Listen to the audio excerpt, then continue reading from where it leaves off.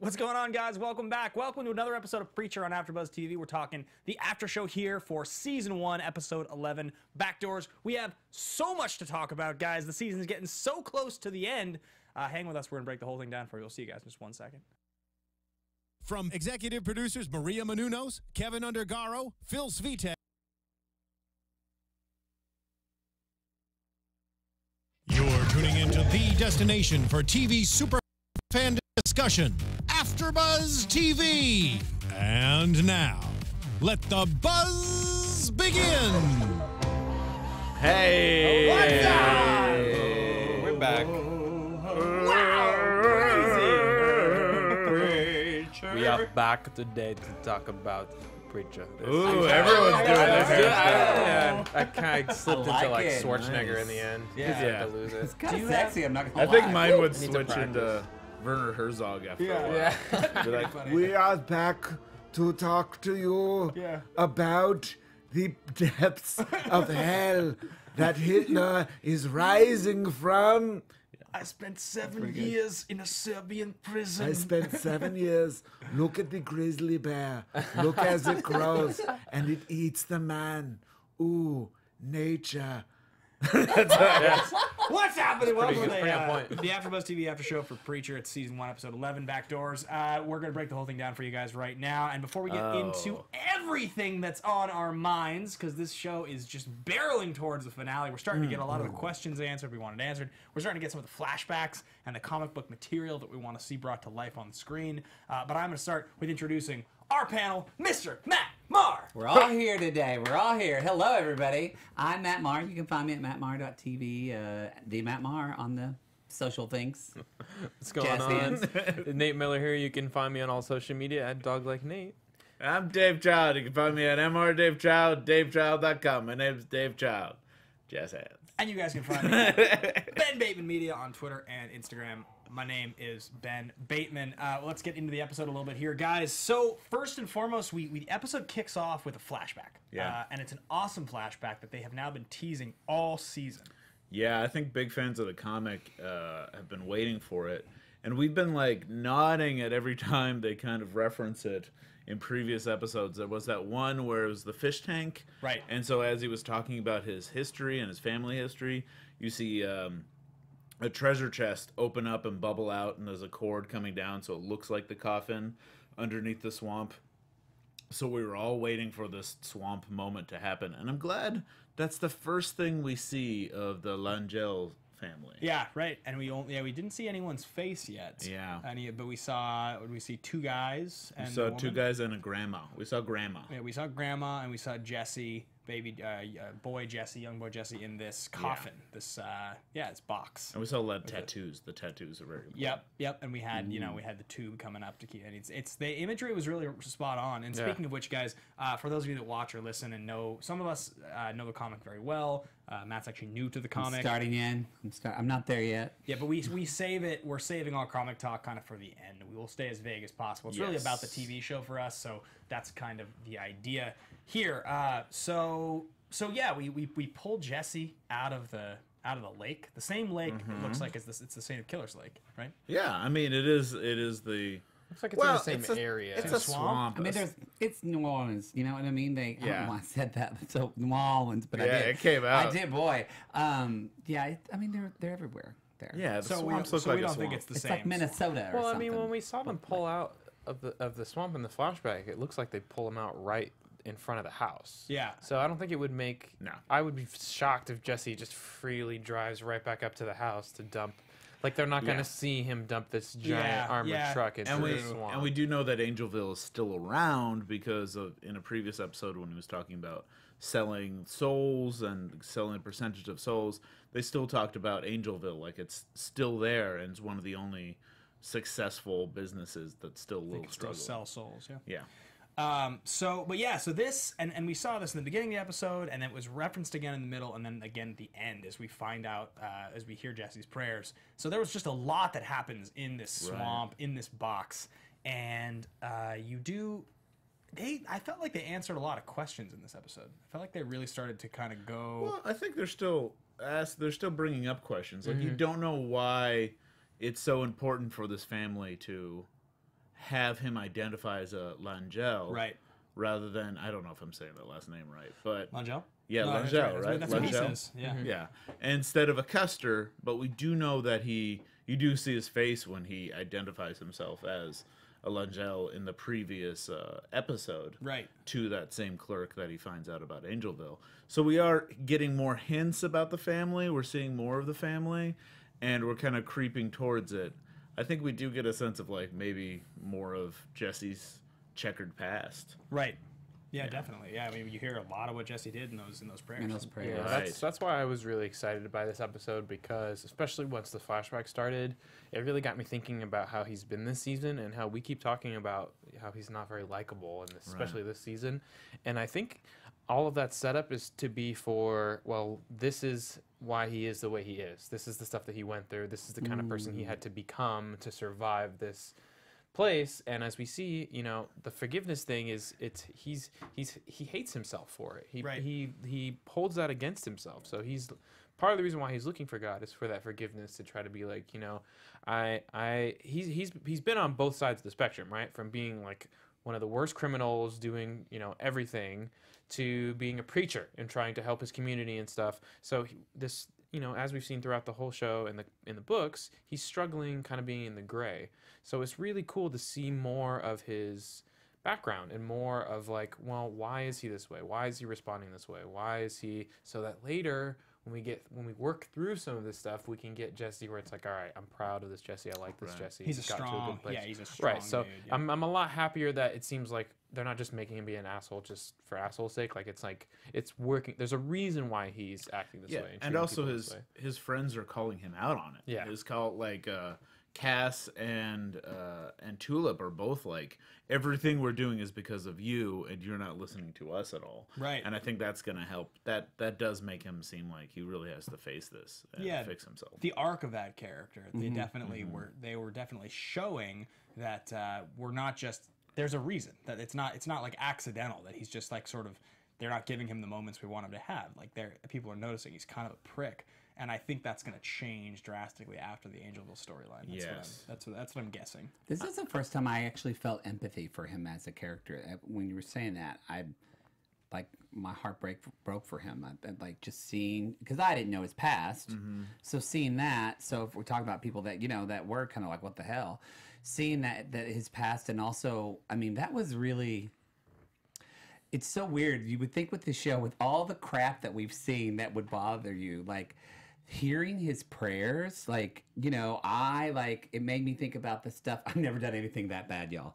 But it made me think about just the stuff you prayed about, that you stressed about when you're a little kid and you didn't even know because you just don't have the awareness. And that was a heartbreaking scene for me, actually. And the way he just kind of sat there and took it, it was really, like, I was just, you know, bless his heart, as we say in the South. Hearing your prayers, any amount of like little prayers that you had would be horrifying. If you sat and listened to like your biggest regrets and what you asked for forgiveness since you were a little kid, even though to someone else it might not sound that bad, but to you it'll bring back so many intense memories. I also thought I liked the editing trick they used of cutting between like young Jesse, teenage Jesse, older Jesse, adult Jesse, so the voice kept changing. I thought that was effective. I thought that was really good. Nice. Yeah, and also kind of made you get, as soon as like it aged up. And he was talking about killing a security guard. When it went straight to like the little boy's voice, it made you feel like he's still a vulnerable person. Yeah, right. Yeah. Totally agree with that. And then we do get obviously his biggest regret, which is asking God to kill his father. And then that's validated when Grandma, you know, makes him ask God, or thank God for killing his father. So I think his father has already been killed. Yeah. And now he's accepting and thanking God, and thus I think the Langell family for killing his dad. But also too, just like getting it ingrained in his head that he is, even though he didn't shoot his dad, he is responsible for his dad being dead, and that's the big thing there. Also, I do want to point out, I think they did it on purpose, that they restated, I think this is the second time, that it's not just that he prayed for his dad to be dead, but he prayed for his dad to be dead and be sent straight to hell. So I don't know if that is relevant at all, but it seems like they are. It's not just like, it doesn't seem like just a minor detail, because they've included it, I think, both times that this has been and he says to Tulip, which struck me when he said, I can't send a soul to hell. Yeah, well, he already did it with Arseface. I know, as but I we mean, know. yeah, I mean, Yeah. but it makes it richer. Yeah, that's interesting. If Arseface is if in his mind, Arseface is the second soul he's sent to hell, so he's not going to want to put a third, even if it is the Saint of Killers. Yeah. Yeah. So coming up next, guys, we're going to chat a little bit more about Cassidy and Tulip. We're going to talk about Hitler and Hell, stuff like that. But before we do, I do want to announce something here we have going on at AfterBuzz. As always, we appreciate everybody's support, every AfterBuzz fan. We have some very exciting news about ABTV. So whether you're a new listener, you're a longtime fan, you know that we're the world's #1 destination Giving you music. for TV coverage. Starting next month, we're going to be expanding our content beyond just after shows. We're going to be bringing you a whole new slate of content, everything all across formats, more guests, all kinds of different stuff. The after shows that you guys know and love, they are not going anywhere. They're simply evolving. Most of the shows you love only air for a part of the year, and during the rest of the year, these shows go on hiatus. But there's constantly news breaking about those shows. There's things happening in the off-season with those shows, and much like the NFL is a 365 business, and ESPN reports on it all year. We want to be like the ESPN of TV talk, and we know it's our job to cover it for you guys who stick with us at AfterBuzz and have been with us for years at AfterBuzz. So, Yeah, for instance, I'm part of the Game of Thrones show, and we get a lot of fans who are constantly talking to us. So we've decided to keep the Game of Thrones show going, even though last night was the last Game of Thrones show. So you can still see us every Sunday just talking about random facts from the Game of Thrones show, different theories, different breaking apart characters, and still talking with you guys so we can still keep the conversation going. yeah, what's really cool is we're going to have in-depth coverage of everything, from drama to comedy to animated, and it's going to be in all different formats. The hosts of the shows are going to be coming up with how they want to present it, how long they want the shows to be, what they specifically want to talk about as it pertains to each of those things. And we've listened to you guys. We know that the AfterBuzz TV YouTube page can be a little bit overwhelming. It can be confusing at times. There's so much content, so we are restructuring the whole thing.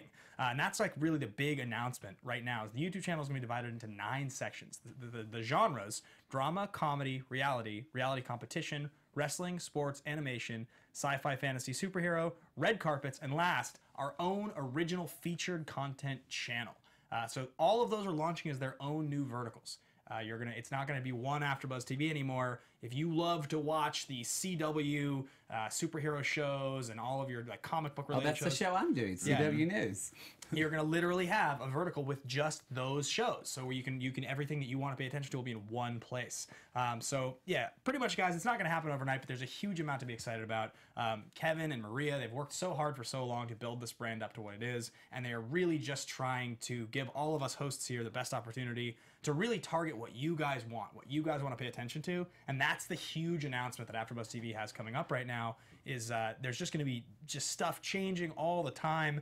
Even to keep up to date with everything, be sure to sign up for our monthly newsletter launching in September, and check out our show AfterBuzz Weekly with Megan Stetcher, where she's going to give you guys the skinny on everything that is going on. And of course, you will find us here on Preacher the next 2 weeks. Yep. And then there'll be some probably sort of thing that happens. We aren't sure yet. Some sort of year-round thing that's going to speak to either AMC Dramas or Preacher or something. So that's the big news, guys. Big announcement. I just wanted to, talk to you a little bit about Preacher before we launch straight into it. You did a good job with that, Ben Bateman. Good job. Good job. Good job. Proud for you, as my you. mom would say. Thank you. Should we go to hell? Let's go to hell. Let's go to hell. Should we go to hell? Everybody knows you can't trust Hitler. Don't be an idiot. Don't trust Hitler. So there trust was a Hitler. lot with this whole entire hell sequence. First, we've got basically people, it seemed like sitting there taking polygraph tests almost. Yes. Like, do you react to cute things or horrible things? Like, how do you react? Does it move? It almost seemed like a psychopath test to me. It almost seemed Yeah. like something where they're trying to see what sort of empathy and what sort of their brain reactions will be to each of the images. Starving, Like the dying. Rorschach. Yes. Yeah. Starving, dying mother with her child, cute kitten, like war images, like just to see it. So we see this. We see people, various members of hell going through the test, building up to Arseface, and in the process of it, we get this sort of mission where Hitler wants to help Arseface or Eugene escape hell. He says there's a back door, but before that, we get to visit Hitler's personal hell. The dude whose name I can't think of right now, the other guy. Somebody have his name written down? He's like the villain in all the 80s movies. Yeah. Ricky. Biff. Travis. Yeah. Yeah. James, Travis. basically James Spader. That Right, guy. right. Yeah. He's like, no, we need to, go get this key out of Hitler's butt and go into his Well, he personal- wants to show, but like, you can't trust Hitler And then he just kind of, he has like, hey, let's have fun. Let's see what Hitler's actual hell is, because he's probably as curious as the rest of us. And he thinks he's going to get out of hell, so he's like, it's my last night here. You know, let's go, like, check this out. So this sparked a whole conversation during the show and just before, but basically you see the flashback that we were all waiting for, which the first time we saw this flashback, I think it was like 5-6 episodes ago, I thought it was hilarious because I really thought it was funny showing Hitler as this charcoal and watercolor artist who likes plum cake, who's like, you know, like Danka, like sitting down with this woman that he has a crush on, but he's really awkward to talk to. And they expanded on the scene. And for me personally, it just, like, the scene felt a little uncomfortable to me. I don't know. I expressed this to you guys. It's funny how this show is like... Tyler is the character. Tyler is the character's name, yes. It's funny how this like show is really... Chris Waters. is pushing certain buttons. Like, I do want to touch base on the reaction that last week's episode gave to a lot of people. Like, we anticipated this, and there was a lot of articles written, a lot of angry tweets, a lot of, like, there was people saying, hey, Preacher was great until this moment, until Jesus had a graphic sex scene. And I think this is another attempt at pushing buttons in this. By the way, we didn't even realize it was the lead singer of All American Rejects playing looks so Jesus. familiar. He looks so familiar. Now it makes so much sense. That's something I wanted to add, and that's like the guy who was singing the song Dirty Little Secrets was Jesus. And I've met that dude like several times, and I saw his face, and I was You didn't recognize him? He looks so different. Yeah. To me, he It's looks just so been a few years. Like, they haven't been a prominent band for a few years. Right. I mean, I've never really been a fan of the band, so to me it was just like, oh, they just casted a Jesus. He looks like a Jesus. And I told you too that I read an interview where they said that they had the song, the All American Rejects song was in the script before they even cast him. So like, it's just another coincidence. Yeah. Anyways, back to Hitler. I think for me this was also a moment where they were. It's tough, especially now that all of a sudden Nazis are in the news again. Yeah. That it feels even more uncomfortable, and they could not have predicted that all of a sudden Nazis were going to be in the news again. No. But at the same time, it is, and we're looking at the Nazi, the ultimate Nazi, as a very sympathetic figure. Yep. But what they're playing with is that there's gray areas to everything, and we're seeing the weakest, someone who's incredibly weak and incredibly but there's darkness inside of him. Right. He's someone there's a lot of truth to that flashback too, because there were communists that sparked the rise of the Nazi movement, and he was a failed painter. Right. He was someone who painted like watercolors, and no one would really, people like displayed them a little bit. There's actually a John Cusack movie where he plays like a gallery owner who doesn't buy Hitler's paintings. Huh. And it's, I forget what it's called, but it's out there. Look on IMDb under John Cusack. So it's something that people like to play around with, of Hitler before he's Hitler, when he's just a failed artist. If maybe someone gave him a chance at his art and bought his paintings, there wouldn't be a Holocaust. And in this case, we're looking at a sillier version of that, which is there's a moment of weakness. There's a moment where his girlfriend breaks up with him and goes with some other guy, and he doesn't get the last plum cake. And who gets the last plum cake but the Jewish guy across from him? Right. So it's silly. It's a little funny. It is a little uncomfortable. I guess for me, what was uncomfortable, and look, it's different for every person, right? You mentioned last week. Admittedly, I'm Jewish 100%. So like for me, the image of like a guy walking with like a yarmulke is like something that I grew up seeing more often. Like it's like I didn't read the Bible. I'm not like, I don't discuss Christianity often. It's not on my radar as something I was raised doing. So it's not sensitive to me in the same way that would be someone else, which is where I get it, and it's interesting that back-to-back episodes, like, they really go deep on that feeling.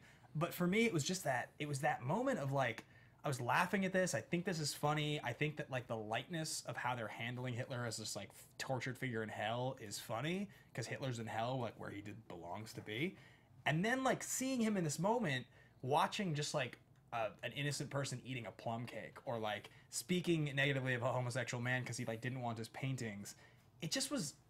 I called it too close to home before we started, but that's not really what it is, because it's not verified that any of those things happen. It's just like the imagery was like, I was like laughing, and then I was like, Well, I think it's for doesn't- me what it was because I've talked about being gay, so see, I can relate to it on a personal level. Seeing that art dealing, I think we all can actually. Doesn't matter whether you are or not. But now, what was weird to me in watching this after seeing so much about Charlottesville, and that's what we're talking about a lot here, that I do think that's why it's changed. I think if we would have seen this a month ago, it would have been so ridiculous that someone could watch this and truly empathize with Hitler. Right. But now we know, because we've seen people that would watch this and will and could actually empathize with him and actually think that could happen. Right. Okay, real quick, Chris Waters in the chat just said something that just blew my mind, as you saw.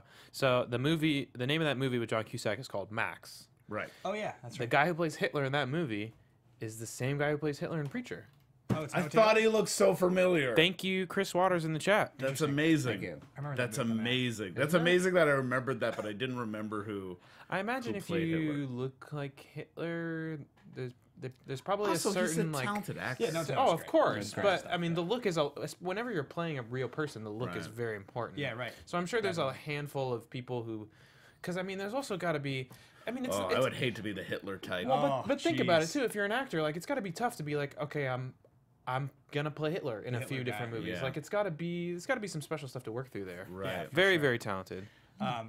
So you were saying about Charlottesville. I mean, but I just think that we know that. I mean, I watched that documentary, the Viceland thing, and you see those people that are batshit crazy and truly seem evil. Yeah.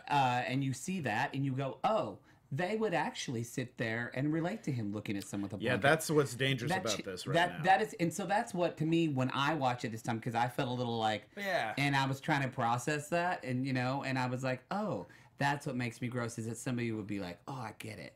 I mean, I should just like point out for a second. I'm not someone who ever, in any way, shape, or form, believes that any content that you watch when someone's telling a story is off limits or inappropriate if it's dramatized. Agreed. Because like that somebody is telling a story and they're trying to evoke an emotion from you, and in this case, it worked. Yeah. I'm sure they're aware of that. Seth and Evan and Sam, those are smart guys.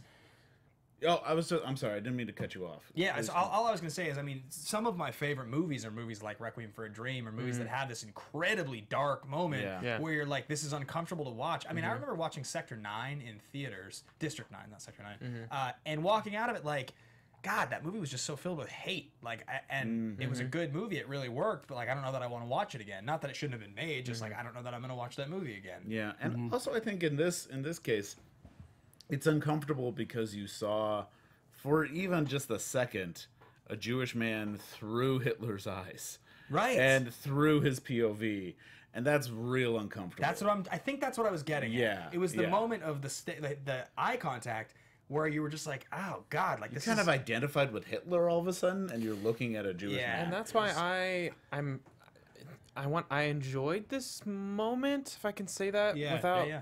ruffling any feathers. Yeah. Not because to see him do that, but more so like I think everyone knows we're not horrible just people with on the this show. theme with the theme of the show, and like we talked about the gray area and stuff, like this, to be able to see this commentary of like, it's such like this kind of hatred is so stupid. Yeah. And like Yes. like I said Yeah. outside, like there's no viable explanation we would see that's like, nonsensical, yes. okay, that's why he hates Jews. Yeah. Like Right. there's no Yeah. so the way that they show it, like it's just this stupid thing about this pastry cake. Like to me, that's a perfect way to talk about like these things of hate, because that's what it is. It doesn't come from an intelligent place. It doesn't come from a place of reason. It comes from emotions, usually anger, usually in the wrong place. Right. And that's exactly what we saw, is him going a completely different way of the spectrum just because he got shot down, he got rejected by his girlfriend, and he Yeah. got the last cake. So now he's gonna go full evil. Yeah. And that's why it's great that we get him, he drops the F-bomb, which I didn't even realize. We're watching AMC. I watch so much HBO. I'm like, oh, F-bomb. But if yeah, they're I didn't using the realize F that. word, I mean, he said, FX, they do it all the time. I'm effing Hitler. Right. And so watching him turn that switch, especially after watching the flashback, it's like, okay, so he made the decision. He went, F it.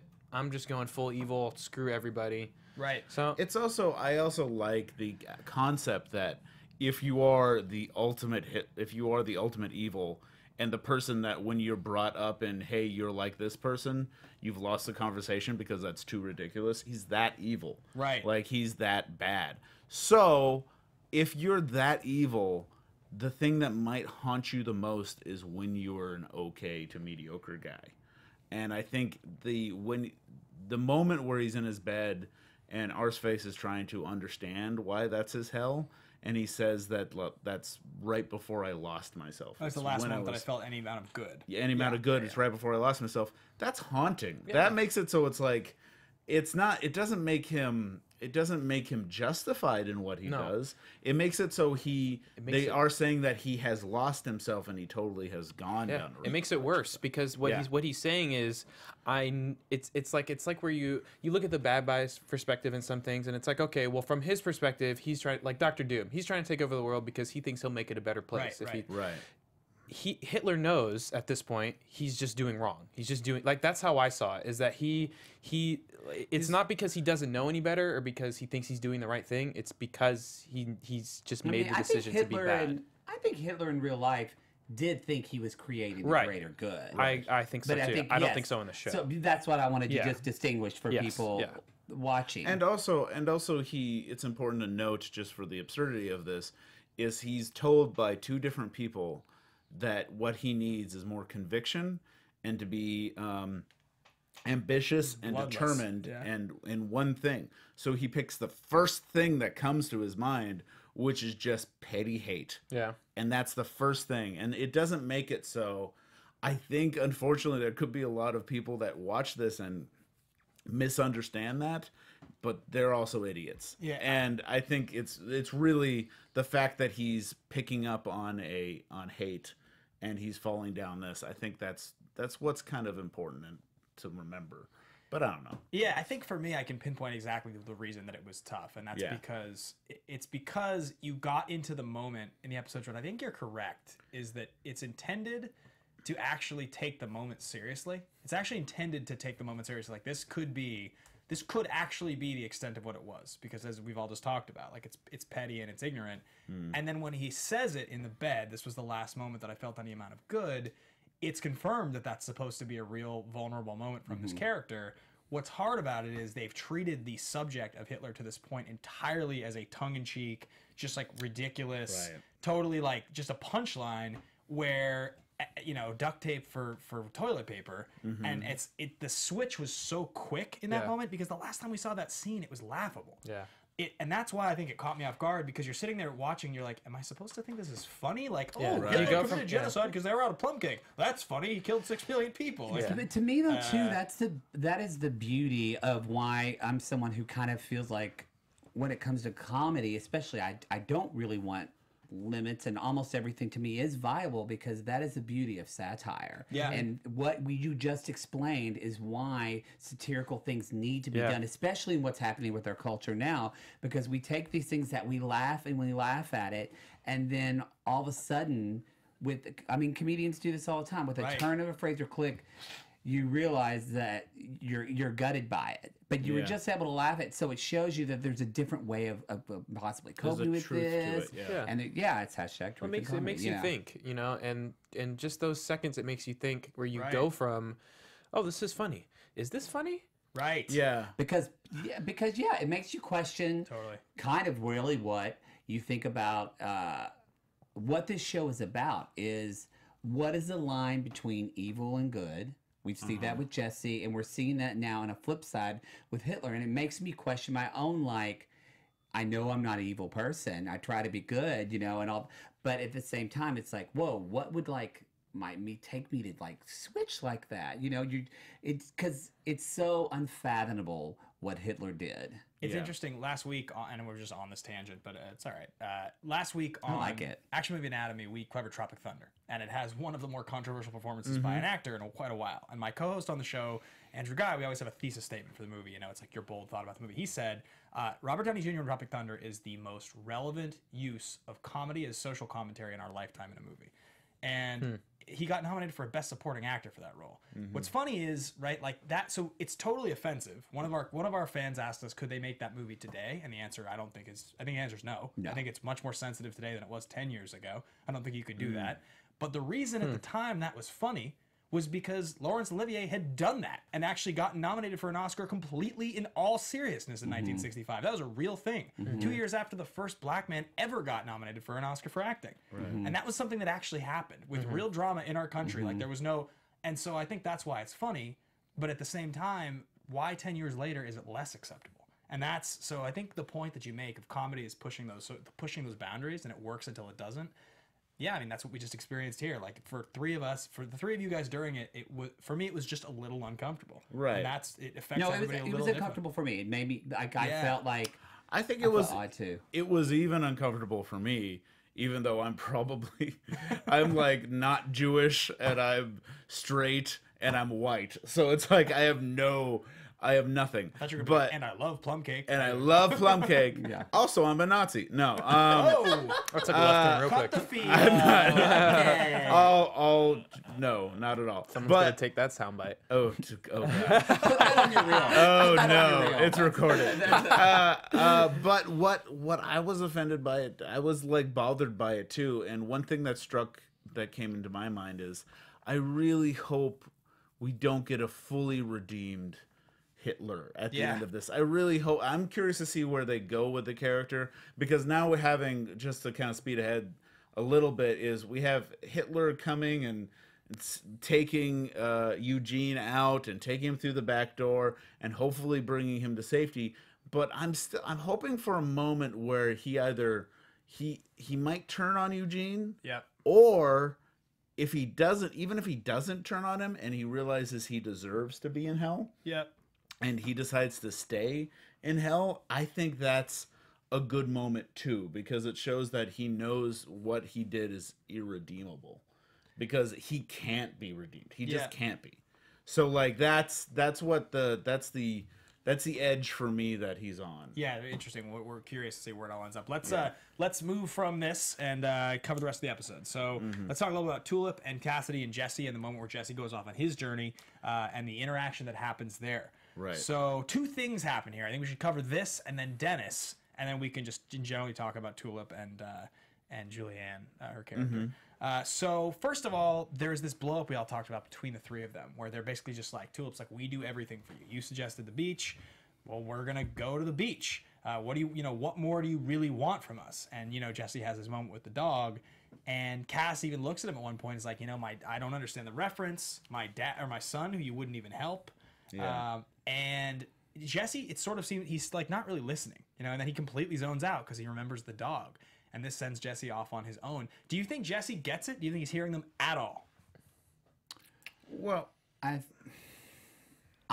think, first of all, good call on your predictions, because you called the dog thing, and you also called something else earlier that I was like, wow, good job. Well, I kind of felt like they were nodding towards the dog this entire time. So when he has dog. that, and so it's I don't think, I still think that, and again, it's weird now saying that.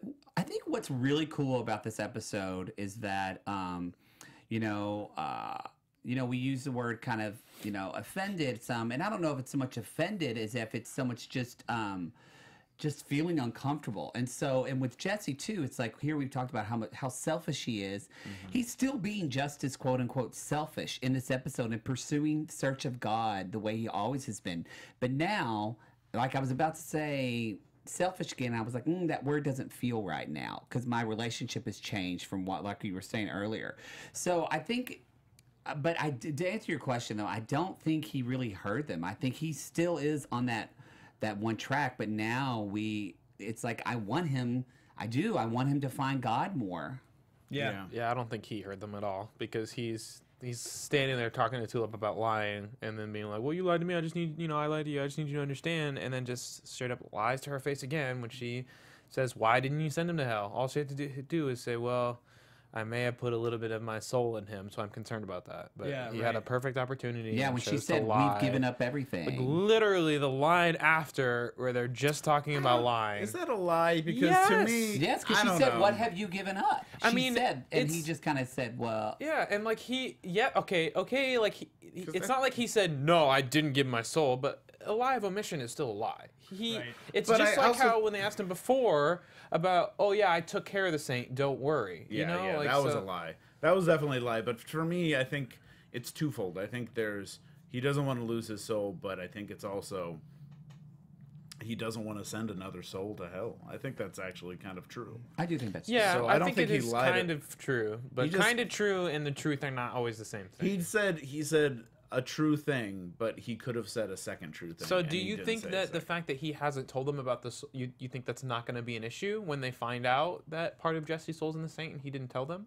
Because I think if they find out that they'll be upset that they didn't know. Do they not know?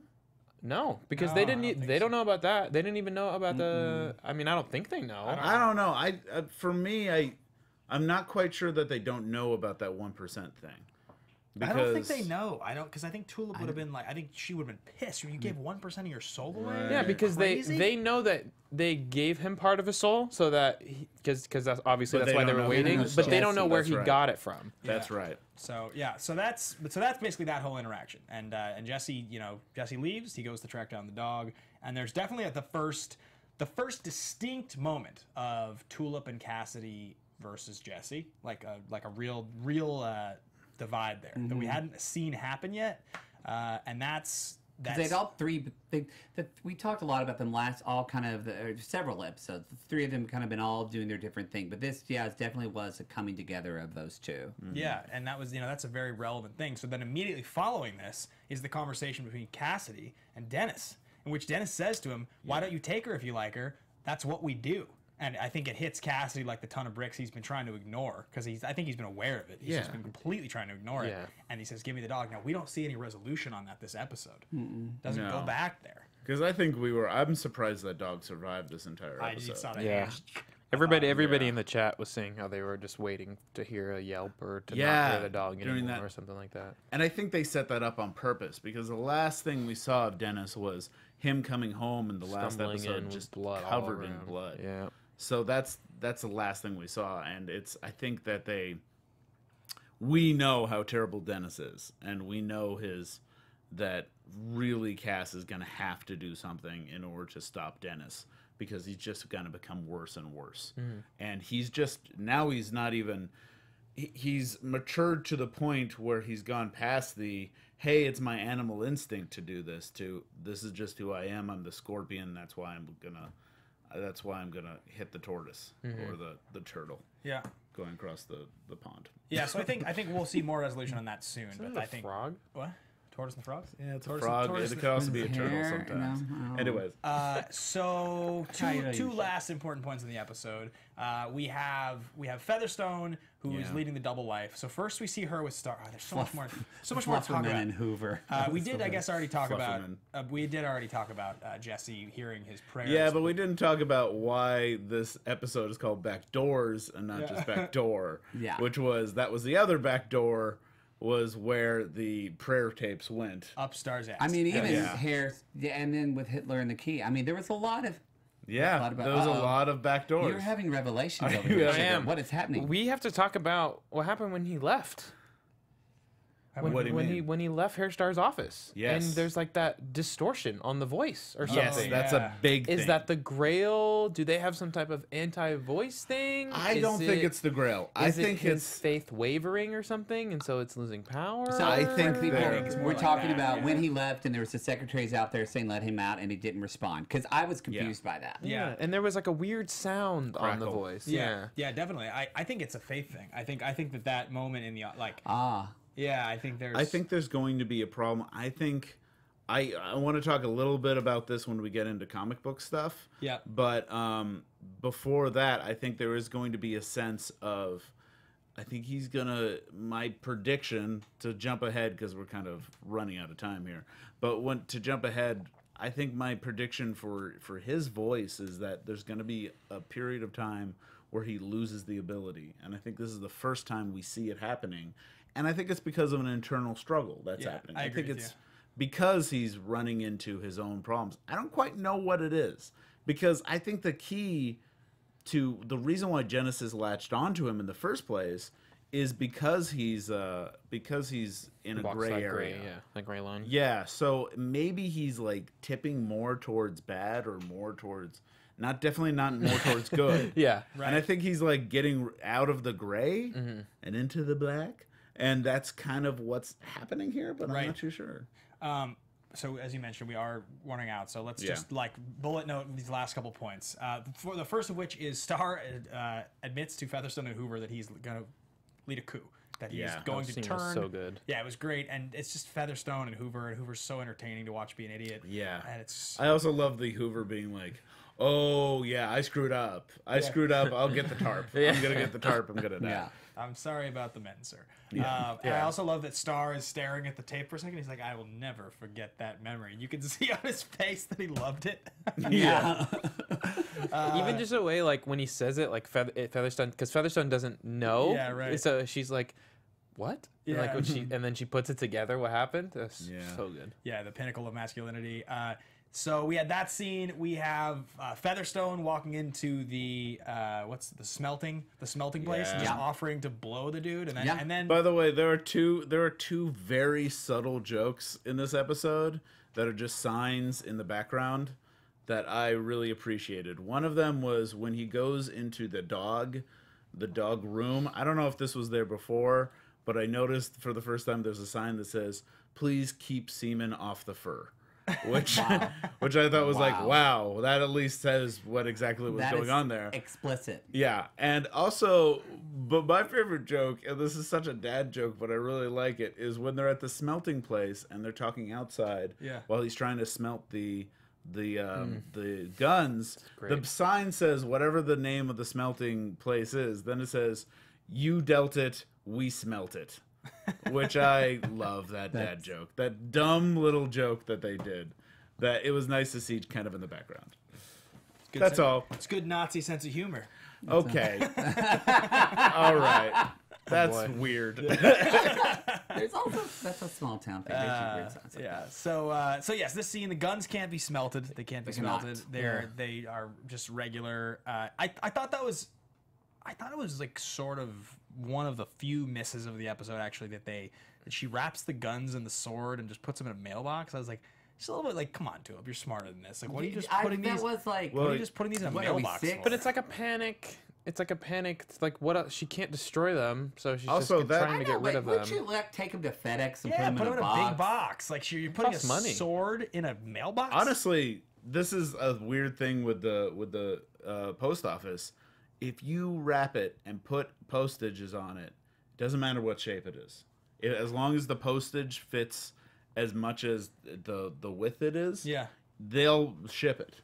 So that would literally work. I just felt like if you're, I don't know, they're guns and a sword. Like I just thought Tulip would be like a little bit more terrified of these like lethal legendary objects to just put them in a mailbox. At least put them in a box at FedEx and ship them somewhere so the people handling them don't know that there are guns and a sword. I mean, get a tracking number. Yeah, but they're also guns and a sword that don't seem to work for anyone. Yeah. Yeah, that's fair. Sword I like that they showed that they couldn't even get the cylinder open or pull the hammer down. Yeah, the Tulip can't shoot them. It's like the sword and the stone kind of. I thought maybe it was going to be the case where they're each going to take a gun and then Cass is going to take the sword. So I know that you wanted that. I kind of wanted that, but I don't think that's going to happen at all because they can't even use them. Happen. Yeah. So, so this scene happens. There's a little bit more. They can't burn them. They can't melt them down. Nothing. A little more discussion between Ruth Negga and Julianne, and just the general backstory and trying to kind of get a little bit more of where they're from. And Tulip saying he grew up with a preacher as a father, and you could forgive him or whatever. And she continues to play this character, character who's distinctly different. We all love it. Yeah, and we also get a sense of what she talks to Herr Starr about is that they really want to split up. They really want to split Jesse and Tulip up so that they can just use Jesse on their own. Right, and Starr is pretty confident they're going to be able to get Jesse on board as the new Messiah. Until the end, until the back door, the tape is put in the back door, and he figures out that he's not going to be able to get Jesse on his side. So what do but call their plan B? And it turns out that they had switched. I got that they had switched the trucks, and that they opened up the real truck, and the Saint of Killers is in that real truck. So it looks like next week we're gonna get the Saint of Killers. Yeah, it does seem that way. It was an ingenious move. It's a nice tease. Yeah, and you get Hoover who gets out of there. And also I love that Hoover run. I love he's like, don't do what you want to do, or something like that. It was such a great line. Hoover would have been dead had the Saint had his weapons, but the Saint doesn't, so Hoover gets to run out. Right, but I think he could do a lot of damage without the weapons. With his hands. Yeah, take his belt off. And Especially spray Hoover too. He's not really like difficult of an adversary. I love Hoover. It's just like he gets the death threat, and then he's just like, I don't think I'm the right man for the job. He was like, neither do I. Let's hope it doesn't come down to you. It doesn't come down to you. Yeah. So where do we think? Let's do predictions that aren't. Yeah, that aren't video games. Afterbuzz TV predictions. First and foremost, we're gonna do a prediction and a sign off, and then we're just gonna ramble for a minute or two on comic booky spoilers. So let's all throw out one prediction and a sign off. Who wants to jump my in? first? Oh, I can't go first today. I'm thinking. I could do it first. I think one thing we're gonna get. We've met the Langell family in Shadow. I think we're gonna see them in the light by the end of the episode. By the end of the season. End of the season. I think by the end of the season we're gonna at least see one of them, or they're at least gonna be there at the end. I think we're just gonna get more teased because I feel like part of the reason why we didn't see their faces is so they don't have Thought of my prediction. so they don't have to maybe Cast cast them. them so early. Well, that's So I why feel I like think- we would have got. I mean, I'm sure I can see them still obscuring them in some way, but it Yes. felt like to me, it felt like here's characters you're gonna see soon, but we don't know who's gonna play them, so we're not making them really identifiable. I mean, to be like generous, we also hear someone's voice, so that voice has to at least match, and also like it helps narrative wise if we don't see them yet because it's hiding the shark. Yeah, it's not true. It's a flashback voice, so the voice could have changed. The voice can change as the woman gets older. Especially since a much older woman now. Yeah. Yes, I think that I agree with you. I think we're gonna see them play an important part in the last episode. Whether we actually see their faces, I'm not 100% for the same reasons you just mentioned for the casting. But I do think that the arc we're talking about Jesse's character is gonna be very relevant, and I think we're going to see. The end of the show, I think he's going to lose the end of the season. I think he's going to lose the use of the voice. I think that's the thing that. Yes. I think that's going to be a big moment in the final episode. If the voice is going to be gone for some reason, we're not going to know why. Yeah, I think so too. I think it's related to him giving his soul, part of his soul, to. Yeah, or it could be related to the Langell family. Yeah, I mean we don't know. Yeah. But I think you're right on the losing the voice thing. And I think the reason I went, is because I think that since they brought up the whole Cassidy and Tulip thing again, I think we are going to find out about them Jesse is going to find out about them sleeping together, and that's going to be kind of something that Harry Starr is going to use because I think Tulip's going to end up telling Jenny about that. I think they might come out that way. Could be really good. That's a good idea. They're building that up. All right. Let's each do a sign off and we'll ramble at the comic for a second. You guys can find me at Ben Bateman Media on Twitter or Instagram. Follow me every Wednesday on Action Movie Anatomy. The show's moving to 2 p.m. on the Popcorn Talk Network, and of course the Schmodown on Collider, which is airing right now. And it's awesome. I'm in the tournament. We won our first match. What do you got? And I'm Dave Child. You can find me at mrdavechild or davechild.com. I'm doing a bunch of stuff on AfterBuzz, but I'll update you all on the davechild.com. Thank you. Hey guys, Nate Miller here. You can find me on all social media at Dogling Nate. Like everybody else, I do a couple other shows here, but the main one for me is Inventory Fulls, our gaming podcast on Popcorn Talk. We're every Mondays at 6 p.m., so come check us out over there. And last and late. No, I'm kidding. I'm Matt Marr. You can find me at theMattMarr, 2 T's, 2 R's, or at mattmarr.tv. And this is only AfterBuzz show I'm doing right now. So I'll be doing the CW news when that comes back up because I love all CW. And I'll be doing a Riverdale and some other stuff. Are you going to watch Valor? Valor? No. You're not going to watch I don't. It's the new. It comes out in the fall. I do really. I got to drop it. I fucking love Dynasty. So the fact that they're bringing that back, but I know it's not going to be the Dynasty I loved. But gay men love Dynasty. I don't know if you know. Like, I've just watched slapping Dynasty memes for like an hour. Sorry. Let's take 60 seconds to just ramble on any comic book stuff before we get out of here. Yes, and also, just to repeat before we go to Spoiler Country, I'm not a Spoiler Nazi. alert. I want to make sure people know alert. that.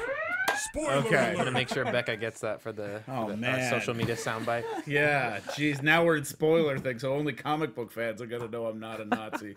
Great. Awesome. Okay, so big thing I want to talk about is we know in the books, something that they talk about in the books is that that he loses he's not able to use his voice on the Langell family. And I think they're setting that up, but I think they're going to set up that ability to not use it on the Langell family because of a faith problem that he has. I think they're going to change it a little bit. You don't think the gods association thing? Yeah, I don't think it's going to be God associated straight with the Langell family. I think it's going to be he has a problem of faith. He can't get it to work. And that's how the Langell family is able to take advantage of him. I think the problem of faith thing is definitely going to happen, but I don't know. I disagree. I think there's too much good stuff there from the partnership with God for them to go away from it. I think it's very important to the characters, and I think the timing works really well with us now.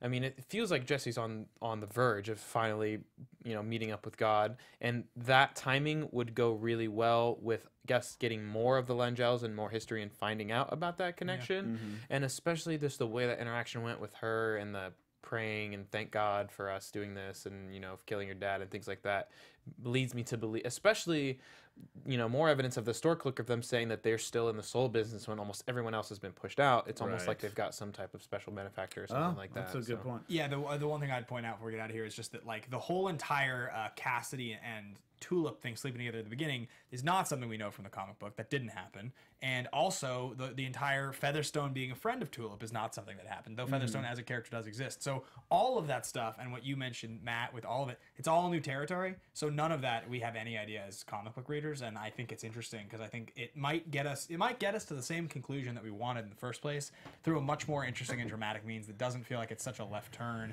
in book 3 when it happens in the comic book. So I think that's notable. Anybody else? No? That's good for me. That's going to wrap it up. Thanks for listening, guys. Thanks for watching. Be sure to check back same time, same place next week and the week after. Only 2 episodes left of the season. Follow us on Twitter. Share your thoughts. Leave your comments. Like, subscribe. All that stuff. See you guys next time. Bye. From executive producers Maria Menounos, Kevin Undergaro, Phil Svitek, and the entire Afterbuzz TV staff, we would like to thank you for listening to the Afterbuzz TV network. To watch or listen to other after shows and post comments or questions, be sure to visit AfterbuzzTV.com. I'm Sir Richard Wentworth, and this has been a presentation of Afterbuzz TV. From executive producers Maria Menounos, Kevin... The views expressed herein are those of the hosts only and do not necessarily reflect the views of AfterBuzz TV or its owners or principals.